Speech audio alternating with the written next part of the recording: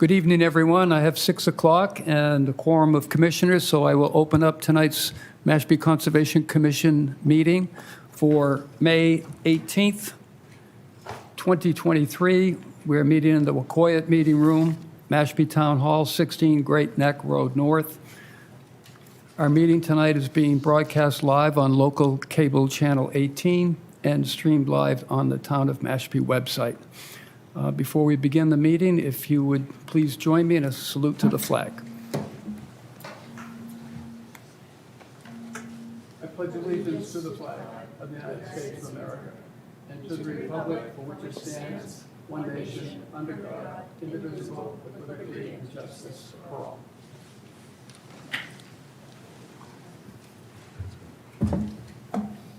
Thank you. Before we begin, I will ask for public comment for any issues that are not related to any agenda items that we have posted for tonight's meeting. So if there's anyone in the public that would like to address the commission, this would be the time. Seeing no one, I guess we'll move on to the pre- and post-hearing agenda items. Under our first item, discussion for Mashpee water quality issues and initiatives. Are there any commissioners that would like to bring anything up tonight under that item? We're all set? Okay, then I'll move through if you want to take a few of these updates before we start. So for the Red Brook Road culvert replacement project, DPW has applied for a couple of different grants to cover the cost of the planning and permitting phases, and we're just waiting to hear back on those applications, which hopefully will be soon, and we can move on to the next phase of that culvert replacement. I put on the agenda for Upper Quashnet Restoration presentation with Neil Price. He'll be here at the next meeting on June 15th. And in the meantime, I sent out plans and project description for the current next phases of the permitting phases, and kind of getting into the finalization of the restoration plans for Upper Quashnet. So it's a lot to absorb, but as I've been mentioning through email correspondence, if commissioners get a chance to go out to some of the completed restoration projects, Coonamessett and Childs River, you're going to get a really good idea of what to expect for the Upper Quashnet. So that's something that I highly encourage. I could even schedule a date and time where we can get together and do a field trip out to one of those sites or both of them. I'd be happy to lead one at the Coonamessett if you want.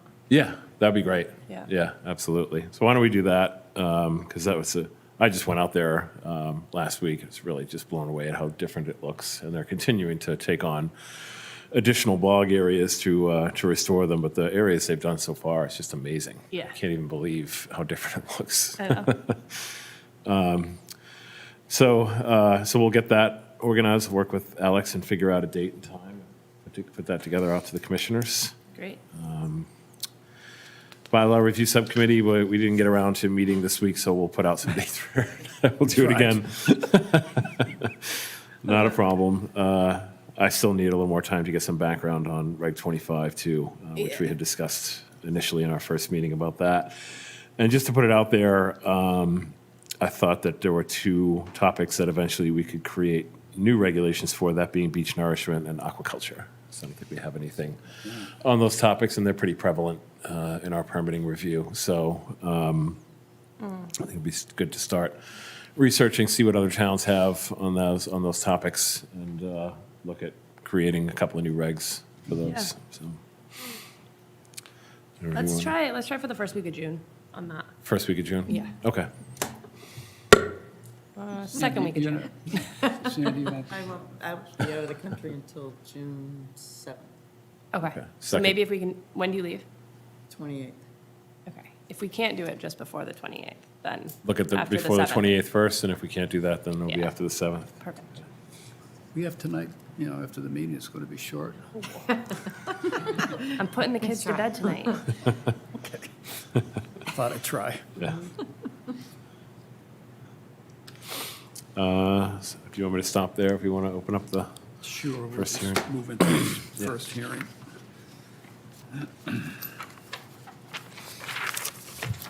Okay.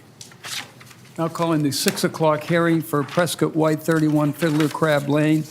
This is a proposed replacement of an existing retaining wall. The representative is Merrill Engineering and Surveyors. This is a notice of intent that is continued from March 23rd, 2023, and April 6th of 2023. Good evening, sir. If I could have your name for the record. Good evening. For the record, Tim Santos from Merrill Engineers and Land Surveyors, representing the applicant. Okay. If you could just, I can review it, I just didn't know. I was kind of waiting for Drew to get the colored graphic up for me. So just to kind of give a brief overview, we were here, I believe, back in March, at which time the board had some questions and concerns. We requested a continuance. The property is located at 31 Fiddler Crab Lane in Mashpee. Property is currently developed an existing single-family home, pool, and a nice landscaped area in the backyard, as well as a pier. The resource areas on or within 100 feet of the property are a bordering vegetated wetland to the east of Daniel Island Road, salt marsh, land subject to coastal storm flowage, and a coastal bank to the north and east of the existing rear developed property. We're proposing to remove the existing timber retaining wall and replace it with a segmental block retaining wall. We have submitted structural plans. The revised plans basically tighten up the limit of work. It was previously 8 feet off the base of the wall, and I believe we were removing 13 trees, so we've tightened it up to be 3 feet off the base of the wall, and we're now removing 5 trees. And we now show a kind of a restoration planting plan along the base of that wall, along the bank, to help improve that resource area. Overall, it's more or less the same project that you saw before, just with some minor tweaks to it. We also submitted a construction sequencing document from the structural engineer and the contractor. There are a few people with me this evening, the homeowner, the structural engineer, the contractor, as well as the landscape designer. So if the board has any questions, I'm sure one of the 5 of us should be able to address them. terrific. Okay, thank you. I've got a couple of questions. I know I was out on the site a while ago with the homeowner, and I know it's awful tight getting around both sides of the house. And there was an original pathway that was all marked where the excavator was going to come up the hill from the road. The access way is still coming up from Daniel Islands Road. And is that still going to be the access? Still in that grass path area, correct. So when this concrete patio comes out, all of the debris is going down that access roadway? I would let the contractor answer that, but I assume any debris that comes out, whether it's the wall, any type of material or concrete material, Yeah. would all be put in wheelbarrows, trucks, and put into a, to the dump truck type material and removed from the site. Okay. All right, I'll turn it over to other commissioners, and I might come back. There's 5 trees coming out, and I see you have extensive, well, plantings going back in, but it looks like there's only 3 trees going back, is that right? I believe there is, and I'll have to have Bernice answer that question, but I believe there are 3 trees plus some choke trees going back in.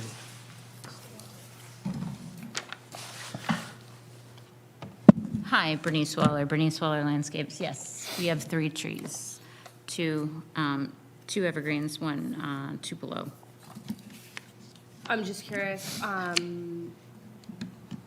can you do 2 more trees? Or is, Yeah, some of our reasoning for some of the things that we were trying to balance was the fact that there are a lot of tree roots and established trees in this area. So we were coming in with a more dense understory with smaller potted material that we could easily get in there. And then that would work well with the canopy that is already established in that area. Okay. And then the Tupelo where it is, I just don't, I can't tell the view shed. Is it mostly like down the fixed pier? Yeah, the main view corridor is down that, the fixed pier itself. Okay. I just don't want it being limbed later. So just making sure that the view shed, it has lower plantings, which it does. Thank you. Okay. Anything else, Alex? I do not have any questions. Sandy, any questions at all? Aaron? I just wanted to understand, so the path is going to be over the pool now? So the way they're going to come in, and again, the contractor and the structural engineer here too, so they can help address it. They're going to come up the, I call it a grass path, the utility easement right there, thank you. The grass path, they're gonna kind of, so I'm gonna call it swing a right, and they're gonna go towards the wall itself, and then they will, I'm gonna use layman's terms, they're gonna eat the wall up and kind of eat the patio up, and then they'll go all the way in to the end, and then they'll build a wall as they come back out. Thank you.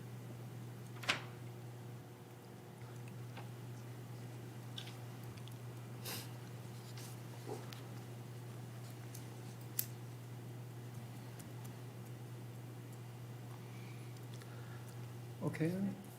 Thanks. I'm going to stay with that same idea. So as you come up and this grassy path, we'll call it, and you're going to eat the patio out and the wall at the same time, I just marked off on your plan, and it looks to me like it's just about 10 feet from the edge of the pool, not the patio, the pool, to the wall itself. Am I correct with that measurement? I'll have to scale it, hold on one second.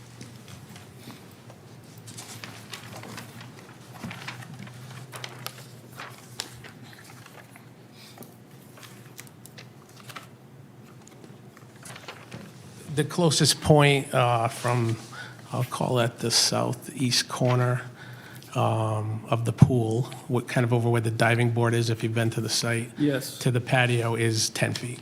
10 feet. And it's also 10 on the northeast corner of the pool itself, just about. It might be a little more Yeah. there, but it's around the same, correct? Okay. So what size excavator is this? What's the footprint of the excavator and the reach of the bucket on it? I'm just trying to get a visualization as to the area of work between that existing pool once you get the patio out. I And believe. The wall Sure. itself drops off pretty quick. I believe when we spoke with the contractor, I believe the base of the machine is 4 feet wide. 4? He is here today, so he could answer that question for you, but I believe it was about 4 feet wide. It's not an excavator that you might see on the side of the road for a very large excavator removing boulders. Right. It would be a smaller Just excavator. a small mini? Yes. Okay.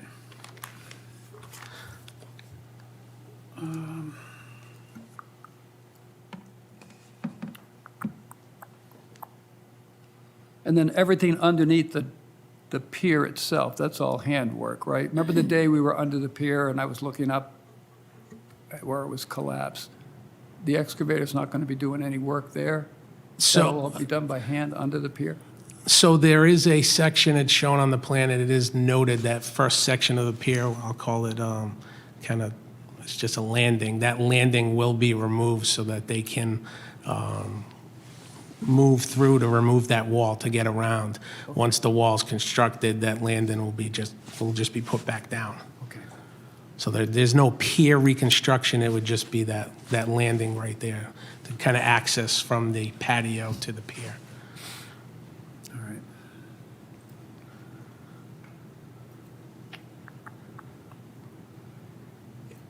And the existing fence that was there there was a question about that at our last hearing. Is that going to stay, or is that coming out? Is it going to be Well, replaced? the fence would be removed and replaced in kind.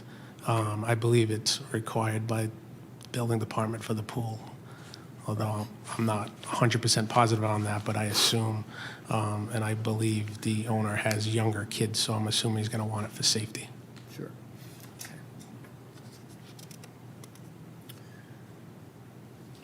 Okay, I have no further questions. I'll go out to the public. If there's any questions? Hearing none. Drew, I'll come back to you.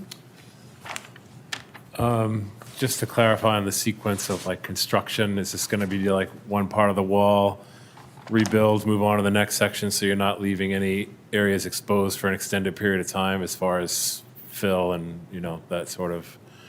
I'd have that to the let expected- Lars Okay. speak to that one. Yeah, thank you.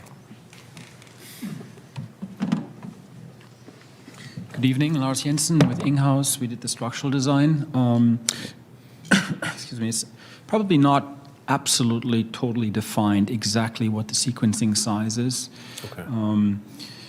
The idea is due to the access to come from one side and eat the wall up. So that's probably a consecutive approach. Okay. And then just as consecutive, it's going to be a comeback move from the far side back to the front. Okay. What the sequencing sizes are for the footing at first is not totally defined. We've discussed it, but there's definitely an interest on behalf of the contractor as well, not to let this sit for a long time, right? We're going to have a potential slope stability issues otherwise, right? So they're very aware of the site conditions. And because we're largely working what is now shown as the pool deck between the pool and the wall on that side, because it'll allow for a reasonable angle of repose on that side, right? That is all stable, like reasonably long time, right? But it's clear that things need to progress, right? Okay. So if it's a half pour and then another half, or in thirds, something like that, I think is reasonable. Okay. So do you think, in your professional opinion, it's good to have some form of erosion control be below the wall, but out of the reach of, construction activity, in the event that any exposed areas are going to be, if it rains or something like that, and you've got exposed fill? On the water side, you mean, of the wall? Yeah. Yeah, it's a good question, because if you want to look at one of the structural sections, actually, you see a cross-section of the proposed new construction wall. I don't know if you have that sheet.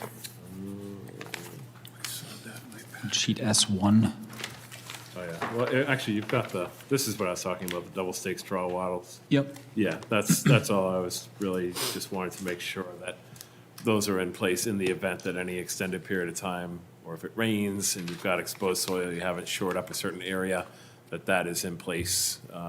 But now that I see that answers my question, so.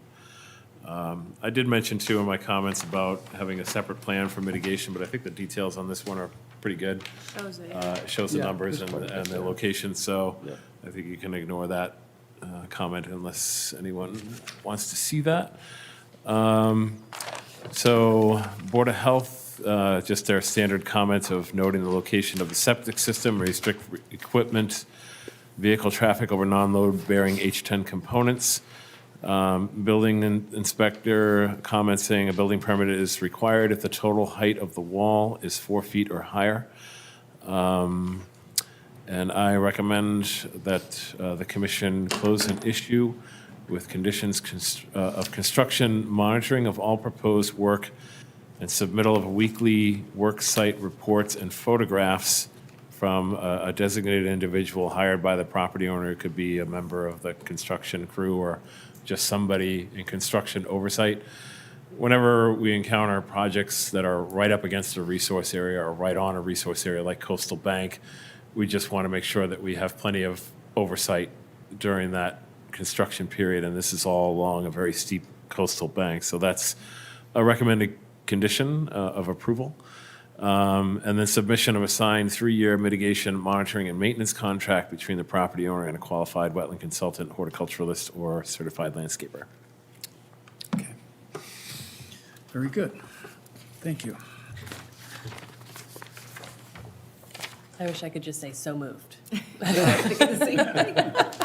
Like, where's Marty? I saw you taking copious notes, Alex, so I'm open for a motion if there is one. Yeah. I'll make a motion to close an issue for 31 Fiddler Crab Lane with the condition of weekly work site reports and photos from a qualified individual and the submission of a signed 3-year mitigation monitoring and maintenance contract with a qualified horticulturist, certified landscaper, or wetland consultant. Thank you. Is that it? Okay. Yep. That's it. Second? Second by Aaron? Aaron. Okay. Okay, so we have a motion to close an issue with those conditions on the floor for discussion amongst commissioners. Anything else that we'd like to? It's a much better project this time. Yeah. Too bad Steve Cook wasn't here tonight to see that because I know. it was his main concern. Yeah. Okay, then, no further discussion. I'll do a roll call vote. Alex? Yes. Aaron? Yes. Sandy? Yes. I vote yes as well. Motion carries. Thank you. For your time. Thank you. Thank you. Have a great weekend. Thank you.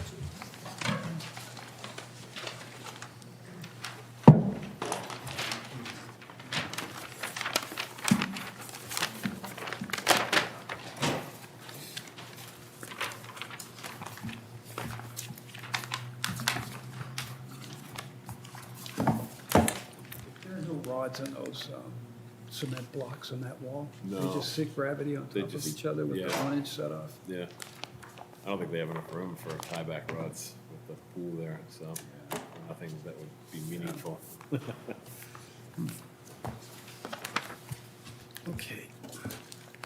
Now calling the 6:03 hearing for Schooner's Way LLC, 3 Elliott Road. This is a proposed septic upgrade and hardscaping modifications. Representative is Cape and Islands Engineering. This is a request for determination of applicability. There- 3 Elliott Road. Is that what I said? I think you called it Schooner, didn't you? I Never mind, wasn't sorry. listening. All right, 3. okay, It is 3 3 for the Elliott record. Road. yeah. Good to check, though. Thank you. There has been a request to continue this hearing to June 15th. And do we have a time? for Time that? is 6:15 PM. And that would be at 6:15. So if, I'll make a motion okay, Second?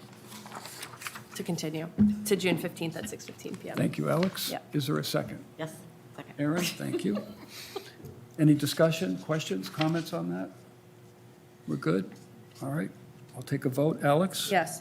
Aaron? Yes. Sandy? Yes. I vote yes as well. So that will be continued to June 15th, 6:15. Now calling the 6:06 hearing for J.C. and Christy M. Willardson, 17 Bowsprit Point. Proposed construction of additions to the front of an existing non-conforming single-family dwelling with rebuild of the rear deck. Representative is BSS Design Incorporated. This is a notice of intent. We have also had a request to continue this hearing to June 15th, and the time for that would be 6:12 PM. 6:12. Yeah. And that request is to deal with the waiver requests on the narrative. I'm sure you saw that in the packet that we have. So I'll accept a motion if there is one. Yep, I'll make a motion to continue to June 15th at 6:12 PM. Okay, thank you, Alex. Is there a second? Second? Ooh, sorry. Got that one. Aaron? Okay, we have a motion made and seconded. Any discussion on that? Hearing none, I'll take a vote. Alex? Yes. Thank you. Aaron? Yes. Sandy? Yes. I vote yes as well. So that will be continued as well to June 15th at 6:12. The rest of our hearings, should I take these one at a time, I guess? 609, Joseph Campanelli, 20 and 24 Wheelhouse Lane, request for a certificate of compliance. That has passed. So we're good with that? Good with that? 612, Louis H. Robert, trustee, 63 Waterline Drive South nominee trust, 63 Waterline Drive South, request for certificate of compliance, 0433049. That has passed. That has passed as well. And then 615, Cindy L. True and Michael L. Woodcock, Johns Pond Estate, Association 53 James Circle. This is also a request for certificate of compliance for 0433108. And that's Passed passed. as well. Just a quick note on that last one, nothing to do with the certificate of compliance inspection or any issues related to that, but they are adding a second floor to the home, and they are not doing the foundation over again. So this is just simply going to be an add-on. So because the homeowner was, wondering what sort of process, if any, there was for that. And if it doesn't involve any foundation work, we still require some oversight through administrative approval and review. Putting a work limit, erosion control, those sorts of things, making sure the site is clean every day. So that's how we're going to handle that. Okay, But just as a FYI for that one. Nice. very good. Okay. So, I'll go back then to the updates where we left off. I think we're on to Johns Pond and Santua Pond milfoil. So as the commissioners recall, the Santua Pond underwent a survey from Water and Wetlands LLC, who handle the milfoil infestation on Johns Pond, and they found milfoil and fanwort as two invasive species prevalent in Santua, as well as prolific growth during the warmer months of the summer of native pondweed. There's a name for it. Now it escapes me, but it's native. It's not invasive, but it's gotten to a nuisance. Elodia, thank you. It's gotten to a nuisance level where even recreational kayaking and canoeing is beginning to impact the pond. So that was another potential issue that the survey revealed, if the town, if they felt that needs to be addressed as well. So we had a meeting last week, myself and Ashley Fisher from Department of Natural Resources with Jason Steiding from the Tribes Natural Resources Department. They got a grant from, I think it was from the EPA, to address invasive species in there. They want to tackle Santua Pond. So we've set up a Zoom meeting with the consultant for next week to get that process started. And it's going to be significantly larger area and more expensive than what was done on Johns Pond. But with the Tribes grant money, it's looking like we'll have enough funding based from that and the money that we requested at the, not last town meeting, but the previous town meeting for funds, which is around $38,000 for continuing monitoring of Johns Pond and for dealing with Santuit. So between the two sources of funding, we should have more than enough to handle Santua Pond. Does anyone have any questions on that? Chopchak Bog restoration is finishing up Army Corps review.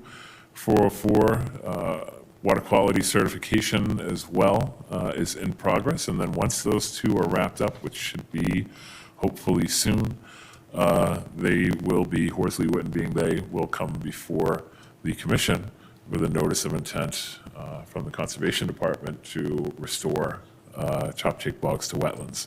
And then ultimately, if everything falls into place timing-wise, by the winter of 2023 this year, or into 2024, we'll actually start construction.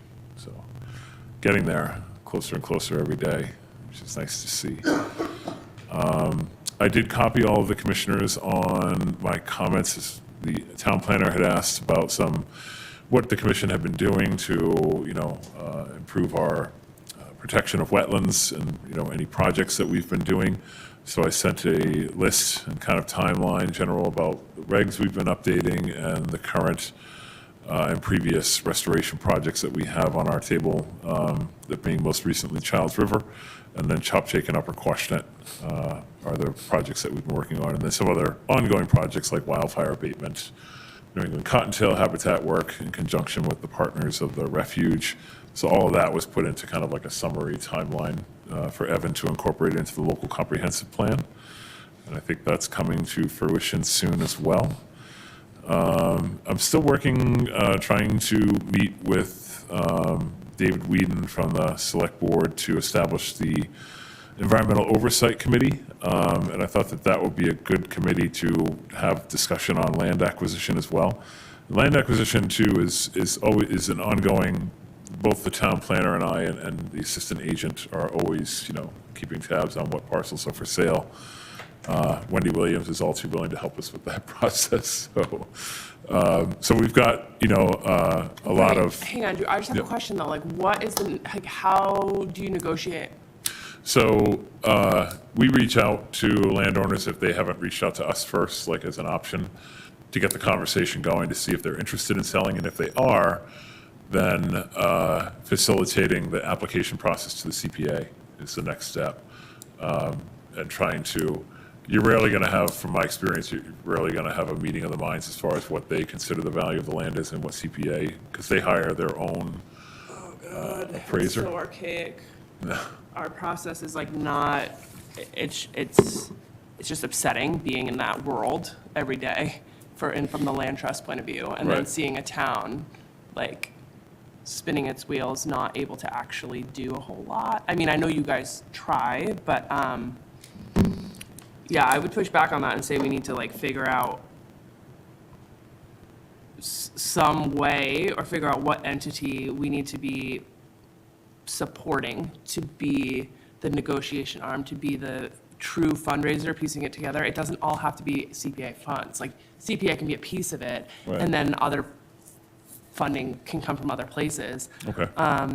So yeah, I mean, I would like to continue that conversation of just figuring out something that can work for Mashpee, because we are really lucky to have a lot of land, but I don't think we're done when it comes to Oh, no. acquiring No, conservation. of course not. Is there a system in place with the 300 committee that's more efficient that you would recommend, or? Yeah, I mean, there's a lot of them, but that's the beauty of being a nonprofit, right? So Right. we need a land trust for Mashpee, not just land Right. trusts that have Mashpee within its jurisdiction. That can focus their time and efforts, because I think that There actually is one now, the Native Land Conservancy. they operate countrywide. All they of do? Turtle Island is their jurisdiction. So they are working on CRs in Alabama, they're working huge. So, Okay. yes, while they are located physically, their office, Yeah, they can't, I don't think, proactively reach out to homeowners. I'm not getting that oh, vibe. okay. I'd Yeah. love to support them if there was a way to, but, yeah, I'm not sure on, I feel like if we could just meet and talk about it, specifically, I think. Sure. Okay. And I also want to ask with that, it's not technically on this, but our open space plan Yes. would feed into this. Yes. And when I was looking on the website, I think it's from the 90s. Am I correct? Yeah, they're working on getting that up to speed as well. I'll Okay. find out what the progress is on that, but I know it's being addressed. Okay. Yeah, All right, definitely. cool. It is ancient, yeah. Open Space and Rec Plan. I think it was from 2009 or something like that. Right, so For a long time. we're not even eligible for the state grants. Right. Yeah, we have to get that. That's the key piece to get additional funding outside of CPA. Yeah. Yeah, without Yep. doubt. Yeah, And there is way more money there now than there has been. yeah. So, Yeah, I'll get an update for the next great, meeting on that. thank you. Sure. Just to go through, because Dan couldn't make the meeting tonight, but he gave me some slides to show commissioners. Oh, yeah, the switchback, right? Yeah, so these are images of the work that the Cape Cod, the New England Mountain Biking Club completed the work on that trail amendment at the Mashpee River Woodlands. So anyone who's been to the Quiniquisette lot, this is what you see if you want to go straight down and cross the river down that kind of trail steps leading to the easement, and then across the easement and down to get to trustees' land. That trail's going to be closed off eventually to mountain bikers. This is the new trail coming out, and they cleared a trail right through the woods here, which goes out further down. So if you go down those steps and turn to your right, that's where this trail comes out. And then switches back right here down towards the bank, and then it kind of takes a zigzag pattern from there, so you're not getting sheet flow runoff right down the bank anymore. They really do amazing trail work. Yeah. I'm really impressed by their volunteers and their expertise. They really do amazing work. So this is just another shot of that switchback going down. This really helps to address what was a really severely eroded situation. We still have to do more to fix that pedestrian trail. Yeah. But this at least gives the mountain bikers an option, a designated pathway to use, so they're not channeling out the pedestrian trail anymore. So really great job. I've gone and seen it on site. They also did a little, some storm damage cleanup down here by the river. One of the pathways down here, there was some just dead and down debris over the trail. And then this kiosk, I don't know if anyone has been out to the southern, off of Mashpee Neck Road, this kiosk is the secondary entrance to the Mashpee River Woodlands. Yeah. And it was badly leaning this way, so they propped it up, they fixed the footings, and now it's standing perfectly straight up. And this is just a kind of detail of what they did in this Nice. piece right here. Colored it to match the existing brown color, and so everything's been fixed beautifully. Really nice job. Yeah. Yeah, they're such a great organization. We're really lucky to have them partner with us. And then Dan's been working with the high school students, I think in their environmental club, Mashpee High School, to look at some locations for additional bat boxes. We have 2 of them now that are currently existing. One is in the sand pits over by Moody Pond, just north of Johns Pond, and there's another one out at the Santua Pond Preserve. This is what they look like, both of them. Tall 6x6 posts with the bat, nowhere near trees or anything like that, because it's advised if you're gonna build bat boxes, don't build them on trees, probably just because of predator access, so. Squirrels. That's squirrels, yeah. So that's basically what it's gonna look like, and these are just some of the ideas of areas that we're looking as available space. That's the open meadow there at Pickerel Cove, about halfway down the trail from the parking lot. And then some of these areas of upland around the Chopshake Bogs are good candidate areas. These are all wide open, kind of good meadow habitat around this area, so. I think there is a bat box in the Pickerel Cove field. Oh, is there one already? There is. It might I be. was over there last year, I thought I saw. Okay, yeah, you could be right. Yeah, so maybe I know that's it's right. all gonna be like blown up for the restoration, but the upper Quashnet has loads of open areas that would work for that. Yeah, that would definitely be another area that we would look at. It would just be a shame to get them in there and then like Oh, have yeah. the restoration going and you wouldn't be able to. No, we're gonna wait to until it's all wait. said and done. Yeah, absolutely. Okay, so nature tours are out for the month of June for Renee Fidala, our tour guide. Good news about the herring runs this year. We don't have any official, final count data, but based on what we've been hearing about runs generally in coastal areas of Massachusetts, that they've been way down this year. And some runs have no herring at all. That used to be pretty prolific runs. The one that's probably the most surprising is the Cape Cod Canal Run. And that they said has almost no fish, which is shocking to hear because that's usually a pretty prolific run every year, pretty reliable. Mashpee's been very fortunate this year in that we've had runs, all 3 of our runs have been very busy. Even Johns Pond, which is typically the lowest numbers, our counters have been seeing fish every day there, which is pretty rare for that run. So that's really great to see.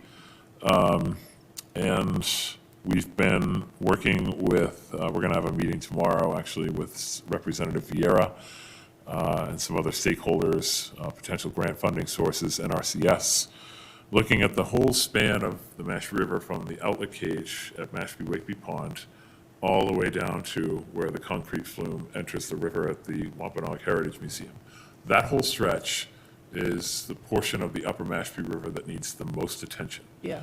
And we've been, had site visits out there. The biggest issue that I see, and I've seen over the years with this particular run, is that from the channel coming out from Mashpee Wakeby Pond to where it enters Mill Pond. And then from there to the beginning of the concrete flume fish ladder, there is no discernible flow. There's no connective current. And the herring are just getting scattered when they come up into Mill Pond, and that just opens them up to predation. Yeah. And they're probably breeding in Mill Pond, which is not the ideal breeding spot because it's very heavily silty, kind of mucky substrate. So the viability of the eggs gets compromised in that kind of substrate. So I think ultimately what we'd like to see is just a better connection between Mill Pond and the channel going up to Mashpee Wakeby. And if that means you have to separate that out from Mill Pond, or, ultimately that might be the case. Like have the channel running alongside. Yeah. And then have a wetland or Wetlands, pond. yeah, but it would be bermed and separated, Yeah. yeah, kind of similar to the Charles River. Yep. Basically, and Coonamessett. Yep. Yeah, same theory, same approach. So that's Is exciting. that meeting like open to us? Oh, Like, yeah, if you us want, to go to yeah, that? yep. That's at, did I put it on here? It's here? Yeah, in this room, at 1 o'clock, yep. Ooh, got Taylor Swift tomorrow. I don't know if I can do that. Yeah, you might have to start leaving now. I know, right? But that's exciting, and NRCS said that they have approved funding for planning, data collection, Yeah. planning phases. So we have that. I don't know what the amount is, but they have available funding, and we've qualified for that funding. So that's really great news for that stretch of the river. And then I think that's, yeah. Harbor Management Committee, I don't have any updates. I wasn't able to attend the last meeting, but I'll try to get some updates for the next one. Drew, I have a question. A while ago, well, it's not on the agenda. Can I ask something that's not on the agenda, please? Chairman? Under additional topics. Thank you. A while ago, we had approved the installation of signs at all the rivers that were going to have different names. Do we know, has anything moved with that? That's a good question. That was the I keep historic, looking for them to like see them, that, but that was the historic commission, right? Yeah, I believe they were gonna do them in blue, and they didn't want them in blue. The town, I think, wanted them in green. Wanted them all. And then there was a hang-up on the dual language signs. Yeah. Right, I believe. right. Richard gonna be Besora so would cool, have that though. information. Yeah, I'll follow up. yeah, I'm just I curious. get- Yeah, no, I completely forgot about it, actually. So I'm glad you mentioned that. But I'll get some updates for that. See where that's at.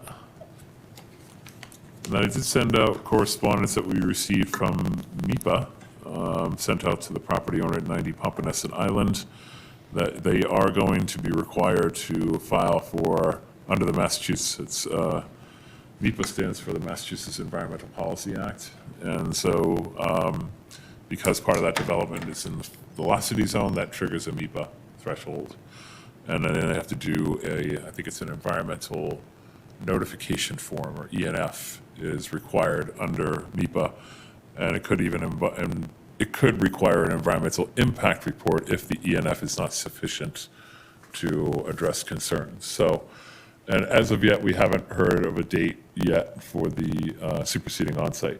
But that did come in. That's probably going to need to be addressed before they even go to the superseding onsite, because it's a general requirement for review. So, and Paul, if you want to touch on the additional topics, the commission Yes. turnover. As you know, every year we reorganize, and I was telling Drew before the meeting, boy, it's been a quick year. Yeah. I mean, it's just, it flew. Feels like we just did They that. always do. I know the select board reorganized Monday night. I believe the planning board reorganized last night as well. So give this some thought, and I think on our next meeting, June 15th, we should take a good look at that. Are you going to be here, Sandy, on the 15th? You are? Yep. Okay. I think Steve's going to be here too. I think Steve just said he was going to be away. Our next meeting is the June 15th? Yeah. Oh, You that's have nice. 2 more meetings until the end of the fiscal year, which is when we try to get turnover, voting before the end of the fiscal year. It's like a month, little vacation. Yeah, it is close to a month. Yeah, I like don't believe it. Okay, all right. We'll probably have about 37 hearings. Right? I know. But we should try for the 15th, and if something comes up or goes wrong, then we still have the 20th. so I'll put it on the calendar. Yeah, Okay. If it doesn't happen, then we can just do it Okay. for that, so. Okay, Okay. that's it. That's all I have. Great. I think there's anything else that I had under there. Oh, I know what I was going to ask. Last night at the planning board, there was a group in there talking about, I think it was Blue Castle Drive and equipment on conservation land. They received a letter. Yes, about the land. yes. Can you give us an update on that? Sure. So, yeah, there's like a construction trailer. It's the guy who's, Bayberry Construction is like the lead on the developer and supervising all the development there. And he has to remove that trailer because it's on conservation land. There was also a skid steer that was stored on Concom land. That needs to be removed. The trailer is hooked up to a power source, and so they need a little bit of time to undo that before they can move the trailer. So Dan's given them 1 week to get that done and get completely off of Concom land in that subdivision. And if they fail to do so within a week, we start fining it $300 a day for each day of noncompliance. It's kind of a ridiculous situation. I'm not sure how it all really started, but Dan's been really good about following up and communicating with the contractor and getting things into compliance as quickly as possible. There was a lot of other tie-ins to the planning board and, you know, how this whole thing was rolling. It sounded like a big mess. Now, were there trees that were taken out too as well? Yeah, so they have to do some replanting of trees. Yep, On Concom land. on Concom land. Wow, Yeah, that's so brazen. yeah, I think what they did was they made some kind of an access cut to get to one of the lots that they were developing. Yeah. Right through conservation land.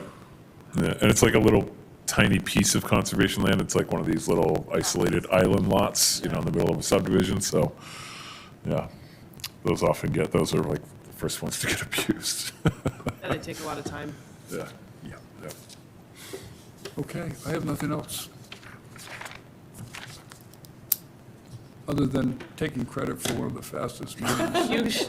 You deserve it. You did a great job. We had some help from those continuance. You're right. It was all Paul. It's okay. So I would accept a motion for adjournment if there is one. We'll make a motion. to Thank you, end. Alex. Second. Second, thank you, Sandy. Any discussion? Hearing none. Alex, Yes. you sure? Sandy? Yes. Aaron? Yes. I vote yes as well. Meeting adjourned. You could Not do the even 5 o'clock. 6:50. I know.